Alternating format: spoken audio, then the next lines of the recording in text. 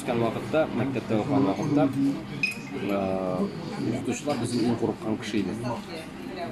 Алар безгә линейка белән башка китереп таталар иде, арка партада турсаң, акбор, чүпрәк бөтен нәрсә очала иде.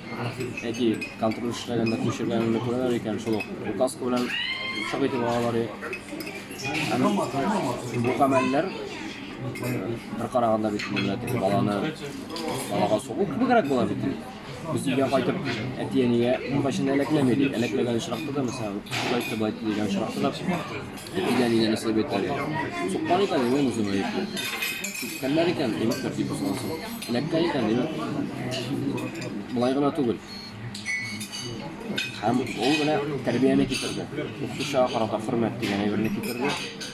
Тәртип боздан соң икән, нидер начарлык эш итсен икән, аның өчен җавап тотарга кирәклеген аңлатты. Хәзер нәрсә? Хәзер укытучылар балаларга бармак белән дә кагалау. Бармак белән тиергә куркалар, чөнки чуть что икенче көнне әтиәне килде дә, сез сутка бирәм, сез бала суттыгыз, бала шуның белән нишләй? Узына. Әмма шу узылган буын, деградацияләнгән буын үстендә хәзер.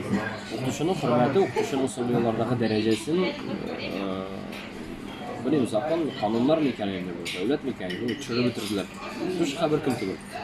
Тушы нидер принтер кебек чыгарып бирде, укыган информационный бит, интернет кебек информация бирә торган әйбер. Укытучы бит ул элек-электән белемне бирүгә, тәрбиядә китерергә тиеш. Нәрсәгә? Дәрес вакытында тәртипне боздым.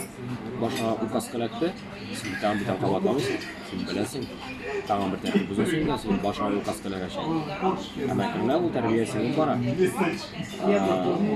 Укучыларга карата күп кенә укучылар тарафыннан, әтиәниләр тарафыннан инде дискриминацияләрне булмаган кабул итеп тора. Мин мәктәпкә бергәндә, кызны мәктәпкә бергәндә, класс җитәкчесенә әйттем. Тәртип боза икән. Сугыз. Шалбанмы, немен да, указ кемен, немен. Там bir сүз дә әйтмим. Там акылга утырсыннар, акыл гаиләсенә тәртип бозмасыннар. Шундый нәрсә яшәп, шулай булды. Аллаһка шөкер.